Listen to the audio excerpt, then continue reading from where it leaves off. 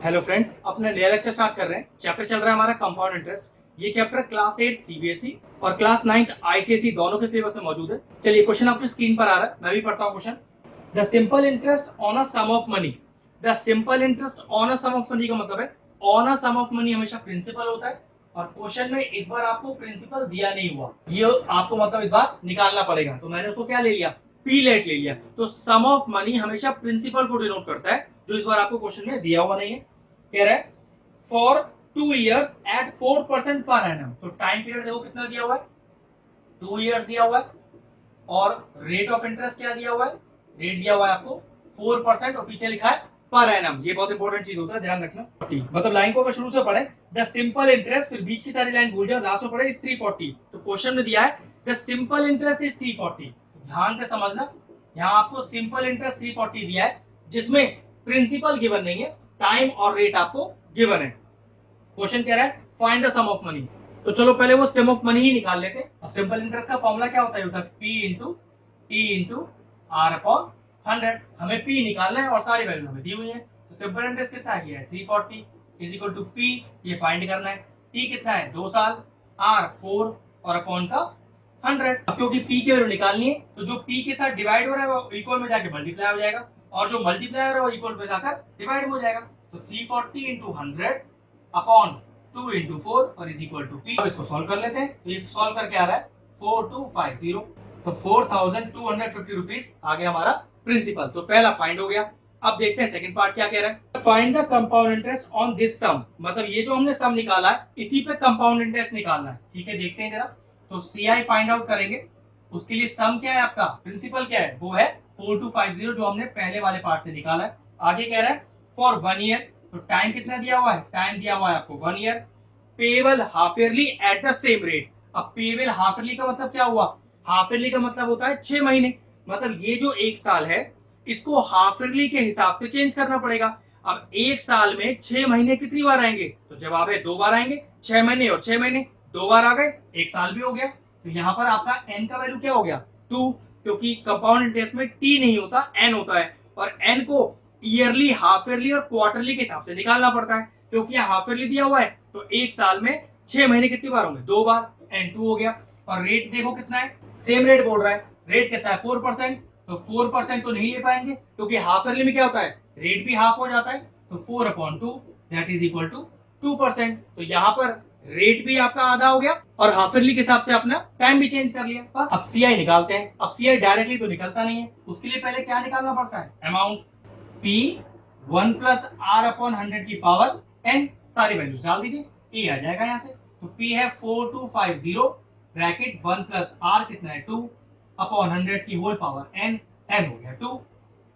तो देखिए अमाउंट कितना आएगा 4250। अब चाहो तो 2 और 100 को काट कर भी सॉल्व कर सकते हो, मैं एलसीएम लेके सॉल्व कर रहा हूँ।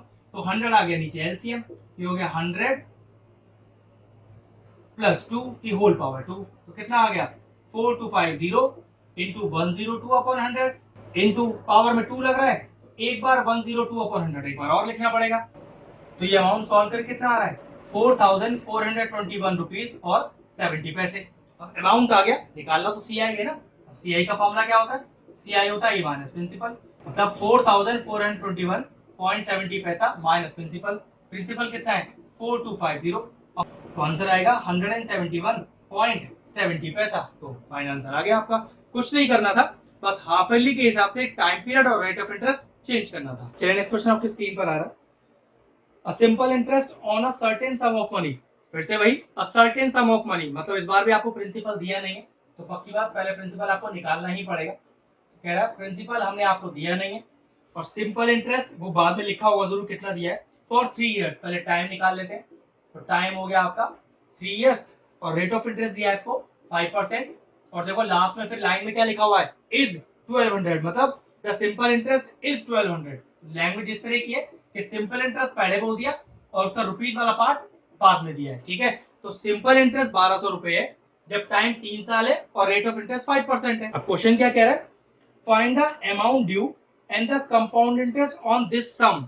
मतलब दिस सम मतलब जो यहां से निकल के आएगा। तो चलो पहले सम ही निकाल लेते हैं। तो एसआई का फॉर्मूला, फॉर्मूला तो वही है, P into T into R upon 100। तो चलिए ऐसा ही कितना दिया हुआ है वो आपको दिया हुआ है 1200। पी वो तो निकालना है, फाइंड आउट करना है, तो छोड़ देते हैं। टी 3 हो गया, आर 5 हो गया और अपॉन 100। अब पी निकाल रहे हैं ना, तो जो मल्टीप्लाई में इक्वल टू पे जाके डिवाइड में आ जाएगा और जो डिवाइड में है वो इक्वल टू में जाके मल्टीप्लाई में हो जाएगा। तो 1200 into 100 whole upon 3 into 5 is equal to P. अब देखो ये पूरा कैंसिल आउट हो गया 400 टाइम्स और ये कैंसिल हो गया 5 टू द 10 और 0। तो कितना आ गया आपका पी 4 टू द 8 और 3 0 आ गई। मतलब आपका जो सम ऑफ मनी है वो आ गया 8000। अब क्वेश्चन का अगला पार्ट पढ़ते हैं। Find the amount due and the compound interest on this sum. अब इस सम पर आपको अमाउंट और कंपाउंड इंटरेस्ट निकालना है। ठीक है, ये लीजिए।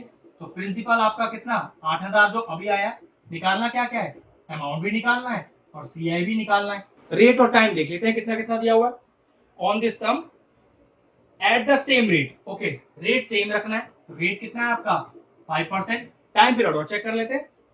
After 3 year interest is reckoned annually. अब एनुअली दिया हुआ है, इसका मतलब कोई चेंजेस नहीं करने। जो टाइम पीरियड आपको 3 इयर्स दिया हुआ है उसे टी ना लिख के डायरेक्टली क्या लिख सकते हैं, एन लिख सकते हैं, क्योंकि एनुअली में टी और एन एक ही होता है बिल्कुल आपका। बस ठीक है, आपको कुछ करना ही नहीं, सिर्फ फॉर्मूला लगाना है अमाउंट का। तो फॉर्मूला क्या होता है, पी 1 प्लस आर अपॉन 100 की होल पावर एन। तो A is equal to P is 8000 1 plus 5 upon 100 की पावर 3। 500 का तो कैंसिल कर लिया, डायरेक्ट एलसीएम ले लीजिए, ये आपकी चॉइस है। सॉल्व करने का जो आप लॉजिक चाहो वो यूज कर सकते हो की पावर 3। अब प्रॉपर स्टेप बाय स्टेप लिख दीजिए। मैंने आपको शुरू में भी कहा था चैप्टर के कि आपको इसमें क्या टफ लगेगा, सिर्फ इसका कैलकुलेशन, वो आराम से कीजिएगा। फॉर्मूला लगाना ये सब तो बहुत आसान चीज है, जैसे जैसे प्रैक्टिस करोगे आ जाएगा। हाँ, कैलकुलेशन वाला पार्ट थोड़ा मल्टीप्लाई डिवाइड ध्यान से करना, गलती होने का चांस यही होता है सारा। 105 upon 100 into 105 upon 100 into 105 upon 100। ये पूरा सॉल्व करके आपके पास आ रहा है 9261 रुपीज। ये लीजिए अमाउंट आपका आ गया। सीआई भी निकालना है, तो what is the formula for CI, A minus P. तो ए आया हमारा 9261 और प्रिंसिपल कितना है वो है 8000। तो माइनस कर लीजिए कितना आएगा, ये आएगा 1261। तो ये लीजिए कंपाउंड इंटरेस्ट भी आ गया 1261 रुपीज। चलिए नेक्स्ट क्वेश्चन आपकी स्क्रीन पर आ रहा है, एक शानदार क्वेश्चन है। Ranbir borrows 20,000 rupees eight 12% per annum compound interest. ठीक है, तो बोरो हमेशा क्या होता है, बोरो हो गया, सम ऑफ मनी हो गया, ये सब कहलाता है प्रिंसिपल। और रेट ऑफ इंटरेस्ट क्या दिया हुआ है, वो दिया हुआ है 12%। रेट मैंने ले लिया यहाँ पर 12%। फिर कह रहा है if he repay 8400 at the end of the first year and 9680 rupees at the end of the second year, find the amount of the loan outstanding at the beginning of the third year. Okay, अब क्योंकि यहाँ पर आपको एक एक साल वाला फंडा यूज करना है कि एक साल बाद कितना पे किया, 2 साल बाद कितना पे किया और तीसरे साल के शुरुआत में कितना पे करेगा। तो इसका मतलब ये तो कंफर्म हो गया कि यहाँ पर कंपाउंड इंटरेस्ट का डायरेक्ट फॉर्मूला तो लग नहीं सकता। आप सिंपल इंटरेस्ट वाला फॉर्मूला यूज करके ईयर बाय ईयर निकालोगे। चलो मैं आपको तरीका करके दिखाता हूँ।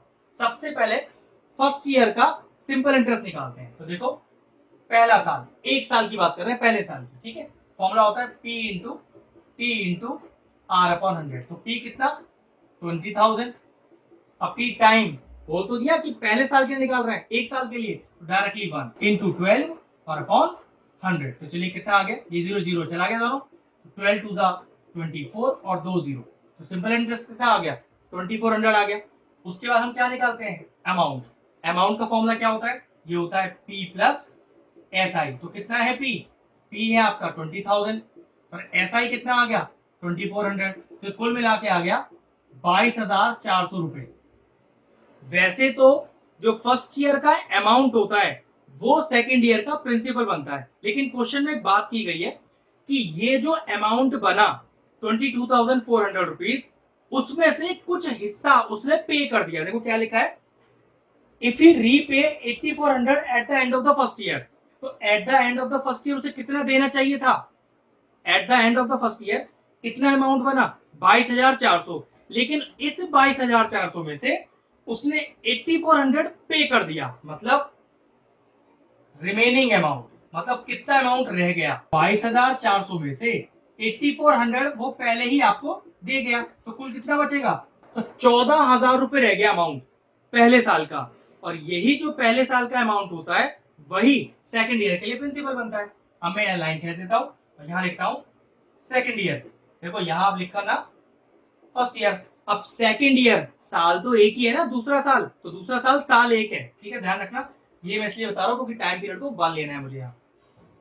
चलिए निकालते हैं एसआई। तो पी, अब पी कितना बचा, फिर समझ लो जो फर्स्ट ईयर का अमाउंट बचता है उसी को ही सेकेंड ईयर का प्रिंसिपल लेते हैं। तो 14,000 इंटू 1, क्योंकि टाइम तो एक ही साल है सेकेंड ईयर, इंटू आर, वो 12 है अभी भी, अपॉन 100। फिर जीरो से जीरो चला गया, कितना बचा, ये हो गया 140 इंटू 12, जो कि आएगा 1680 रुपीज। अब फिर निकालो अमाउंट, अभी सेकेंड ईयर का अमाउंट निकाल रहे हैं, वो क्या होता है पी प्लस एस आई। अब पी कितना था भाई, पी देखो ना 14,000 लिखा हुआ है आपने, 14,000 प्लस एस आई कितना आया 1680, तो कितना हो गया, ये हो गया 15,680। अब इस अमाउंट को थर्ड ईयर का प्रिंसिपल बनना है, लेकिन देखो फिर क्वेश्चन में कुछ दिया हुआ है, ही पे 9680 eight the end of second year. जैसे उसने फर्स्ट ईयर के टोटल अमाउंट में से 8400 पे कर दिए थे, इसी तरह से सेकेंड ईयर के अमाउंट में भी उसने कुछ हिस्सा पे कर दिया, और वो कितना है 9680, तो माइनस करना पड़ेगा। तो रिमेनिंग अमाउंट कितना 15680 में से उसने पे किया है आपको 9680।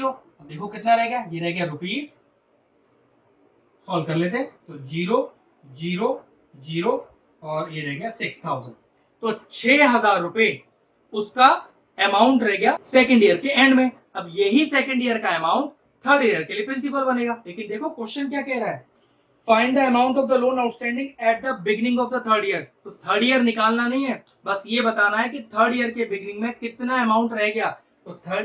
तो जो सेकेंड ईयर का आउटस्टैंडिंग होता है वही थर्ड ईयर का बिगिनिंग होता है, तो therefore 6,000 rupees will be outstanding at the beginning of the third year. आ गया आपका फाइनल आंसर। चलिए नेक्स्ट क्वेश्चन आपकी स्क्रीन पर आ रहा है, ये भी एक अच्छा क्वेश्चन है। Mrs Kumar borrowed 15,000 for 2 years. The rate of interest for the two successive years is 8% and 10% respectively. वैसे सक्सेसिव ईयर का आपके पास डायरेक्ट फॉर्मूला होता है, लेकिन देखते हैं उसे अप्लाई भी कर सकते हैं कि नहीं, क्योंकि देखो क्वेश्चन में क्या दिया है, if he repays 6200 at the end of the first year, find the outstanding amount at the end of the second year. फिर इसने आपसे एक एक साल करके निकलवा लिया, तो इसका मतलब ये हुआ कि किसी तरह का कोई डायरेक्ट फॉर्मूला सीआई का या सक्सेसिव ईयर्स का आप यूज नहीं कर पाओगे, वन बाय वन करके ही निकालना है बाय यूजिंग सिंपल इंटरेस्ट। बस ध्यान रखना दोनों ईयर का इस बार रेट ऑफ इंटरेस्ट अलग अलग दिया हुआ है, ठीक है, मैं करके दिखाता हूँ। तो क्वेश्चन पढ़ते हैं, mister Kumar borrowed 15,000 for 2 years, ठीक है, प्रिंसिपल कितना आ गया, ये आ गया आपका 15,000 रुपए 2 साल के लिए, लेकिन दोनों साल का रेट ऑफ इंटरेस्ट अलग है। तो टाइम लेते हैं 1 ईयर, क्योंकि निकाल तो हम एक साल का ही सकते हैं, ठीक है, और रेट ऑफ इंटरेस्ट दिया है पहले साल का, R1 ले लेते हैं उसे 8%। तो चलिए ऐसा ही निकालते हैं, तो P into T into R upon 100, तो P है 15,000, T तो एक ही साल ले सकते हैं क्योंकि ऐसा ही निकालते समय एक एक साल करके ही निकाला जाता है, इंटू आर, आर है 8 अपॉन 100, 2 जीरो से 2 जीरो चले गए, एक जीरो पीछे आ गया, 8 5 40, 4 रह गया और ये आ गया 12। तो आपका इंटरेस्ट बना पहले साल का 1200 रुपए। चलिए अमाउंट निकालिए, हमेशा ध्यान रखें पहले अमाउंट तक आ जाए उसके बाद क्वेश्चन का अगला हिस्सा पढ़ेंगे, ठीक है। तो अमाउंट कितना हो गया, फॉर्मूला होता है P plus S I. P कितना है 15,000 और एस आई कितना है 1200, तो कितना आ गया 16,200 रुपए। अब देखो क्वेश्चन क्या कह रहा है, if he replace 6200 eight the end of the first year, मतलब जो आपका ये अमाउंट था फर्स्ट ईयर का जिसको अगले साल का प्रिंसिपल बनना था, उसको प्रिंसिपल बनने से पहले उसने कुछ पैसा दे दिया, कितना दे दिया 6200, तो रिमेनिंग अमाउंट निकाल लो। तो रिमेनिंग अमाउंट कितना आ गया 16,200 माइनस कितना दिया 6200, ये आप माइनस कर लो, तो कितना बचेगा, तो 10,000 अमाउंट बचेगा eight the end of the first year, जिसको सेकंड ईयर का क्या बनना है प्रिंसिपल। क्वेश्चन चेक कर लेते हैं, find the outstanding amount at the end of the second year. तो सेकंड ईयर का अमाउंट निकालना है आपको, चलिए ठीक है, सेकंड ईयर सॉल्व करते हैं। सेकंड ईयर, तो प्रिंसिपल क्या हो गया, जो फर्स्ट ईयर का अमाउंट है रिमेनिंग उसी को सेकंड ईयर का प्रिंसिपल बोलते हैं। टाइम कितना लेंगे, क्योंकि भाई वन बाय वन करके निकाल रहे हैं तो टाइम तो 1 ईयर ही ले सकते हैं, कुछ और आएगा ही नहीं। और rate of interest, second year का रेट ऑफ इंटरेस्ट अलग दिया हुआ है इन्होंने, कितना 10%। बस कुछ नहीं करना, सिंपल इंटरेस्ट निकालना है, लगाओ formula P into T into R upon 100।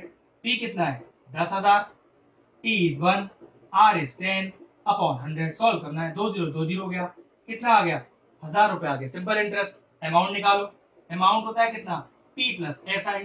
P कितना है 10,000, एस आई कितना है 1000, तो टोटल आउटस्टैंडिंग क्या आया eight the end of the second year 11,000। यही आपसे क्वेश्चन में मांग रहा था, तो आंसर आ गया 11,000। नेक्स्ट क्वेश्चन आपकी स्क्रीन पर आ रहा है, एक शानदार क्वेश्चन है, अब तक हमने इससे बढ़िया क्वेश्चन नहीं किया है। Sulekha deposit ₹8,000 in a bank every year in the beginning of the year at 10% per annum compound interest. मतलब सुलेखा हर साल ईयर के बिगिनिंग में 8,000 रुपए 10% के हिसाब से जमा करती है। Calculate the amount due to her at the end of 3 years. और लास्ट में एक चीज और निकालनी है, also find her gain in 3 years. थोड़ा ध्यान से समझना, क्वेश्चन बहुत अच्छा है।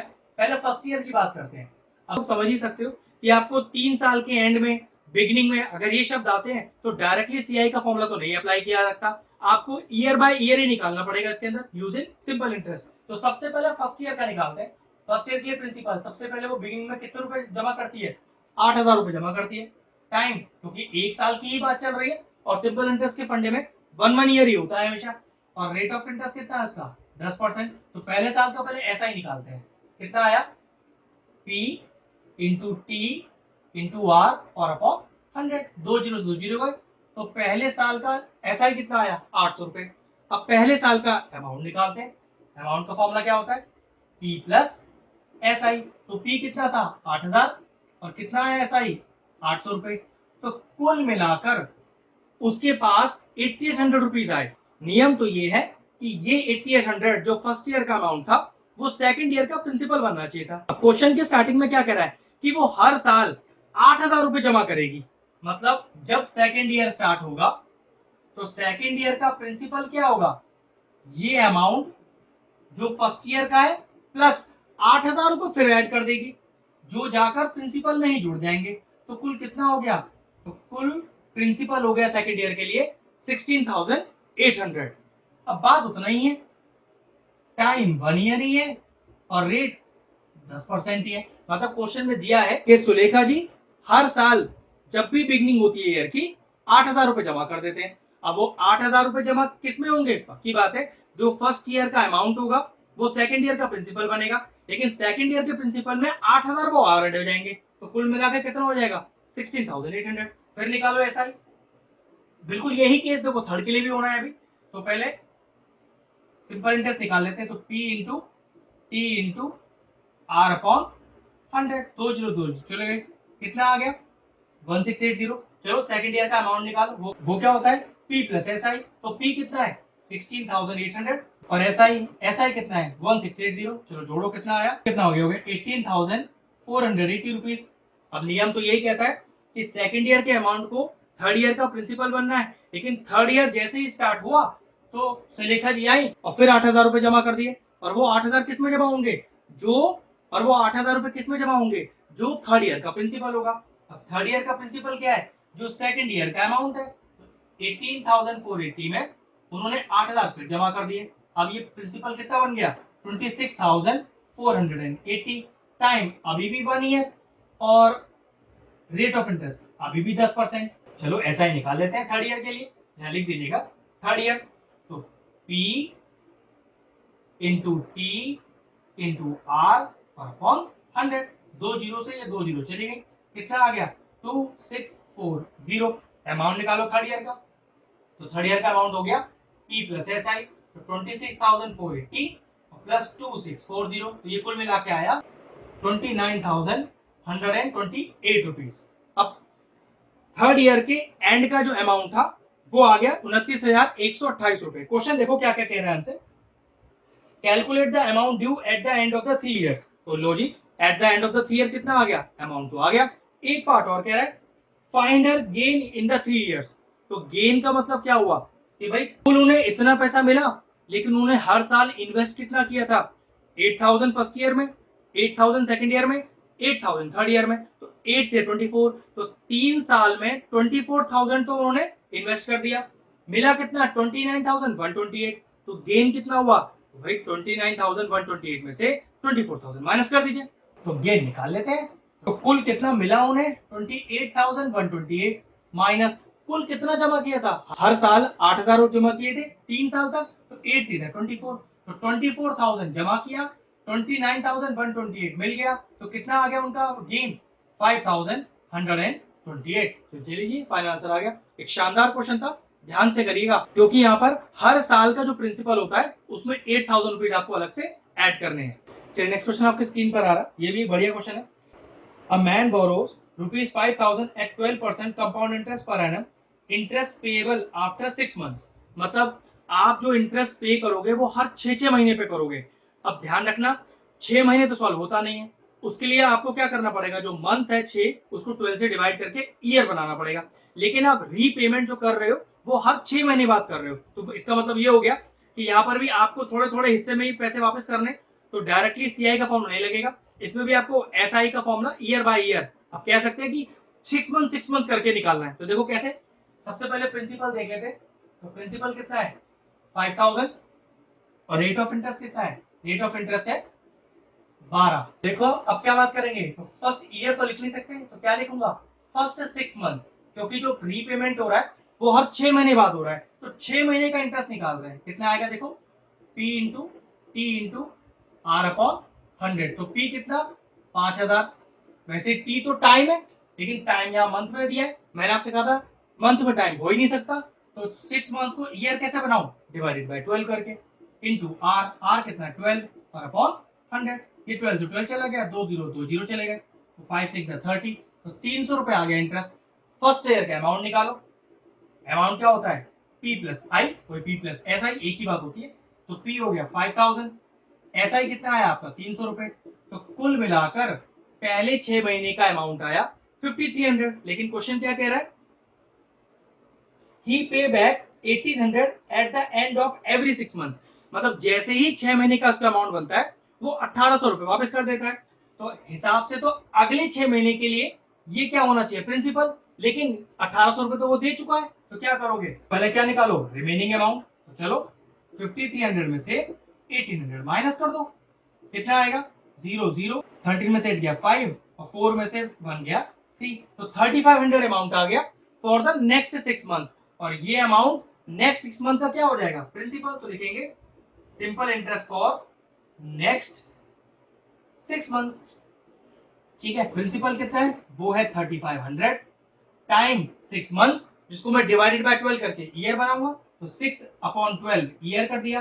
और रेट कितना है वो अभी भी सेम है, वो अभी भी सेम है, कितना 12%। तो चलो निकालो आपका एसआई, एसआई हो गया P into T into R और अपॉन 100। 12 से 12 गया, 2 0 से 2 0 चले गए, कितना आ गया 35 इंटू 6 आ गया, सॉल्व कर लेते हैं।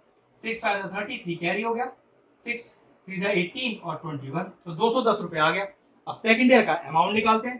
तो सेकंड ईयर का अमाउंट कितना हो गया भाई, पी है आपके पास 3,500 और आई है आपके पास 210, जोड़िए तो 0 2 7 और 3, तो 3,720 रुपीज अमाउंट आ गया अगले 6 महीने का, जिसको तीसरे 6 महीने के लिए प्रिंसिपल बनना है। लेकिन क्वेश्चन क्या था कि वो फिर 1,800 रुपए दे गया, तो रिमेनिंग अमाउंट कितना हो गया 3,720 में से फिर 1,800 माइनस कर दीजिए, ये कितना आ गया, ये आ गया 1,910 रुपीज। अब अगले 6 महीने का फिर से निकाल लीजिए,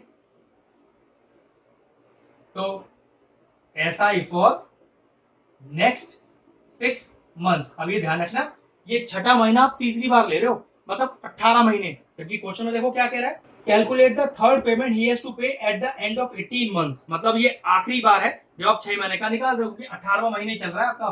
ठीक है, तो S I is equal to P, तो पी कितना हो गया, ये रहा आपका पी 1910 इंटू टी, टी 6 महीने लेकिन डिवाइडेड बाय 12 करना पड़ेगा, क्योंकि ईयरली ही की तरह सॉल्व कर सकते हो, मंथली सॉल्व होता ही नहीं है, इंटू आर और अपॉन। फिर 12 से 12 गया, अब यहाँ से 1 0 से 1 0 चला गया, तो कितना बचा 191 इंटू 6 अपॉन 10, और ये सॉल्व करके 114 रुपए और 60 पैसे। अब कह रहे हैं कि eight the end of the 18 month, तो अमाउंट निकालो, अमाउंट क्या आ गया पी कितना है 1910 प्लस 114.60 पैसा। अब इसे जोड़ लीजिए, 0.60 पैसा तो पीछे हो जाएगा, 4 2 और ये आ गया 2,224 रुपी 60 पैसा eight the end of 18 months. पहले 6 महीने का, फिर 6 महीने का और अगले 6 महीने का, तो टोटल आंसर आया 2,024 रुपीज 60 पैसा। तो आज का वीडियो यही फिनिश करते हैं। अच्छे से इन क्वेश्चन का प्रैक्टिस कीजिएगा। तो वीडियो फिनिश करते हैं। अगर हमारे व्यूअर्स को हमारे वीडियोस पसंद आ रहे हैं तो हमारे चैनल को सब्सक्राइब कर लें और साथ में लगे बेल आइकन को भी हिट कर दें। आपको अगर मैथ से जुड़ा कोई क्वेरी है किसी भी क्लास के लिए तो वो आप मुझे व्हाट्सएप कर सकते हैं, जो नीचे नंबर आ रहा है। आपका जो सोल्यूशन है मैं जल्दी से जल्दी देने का कोशिश करूंगा।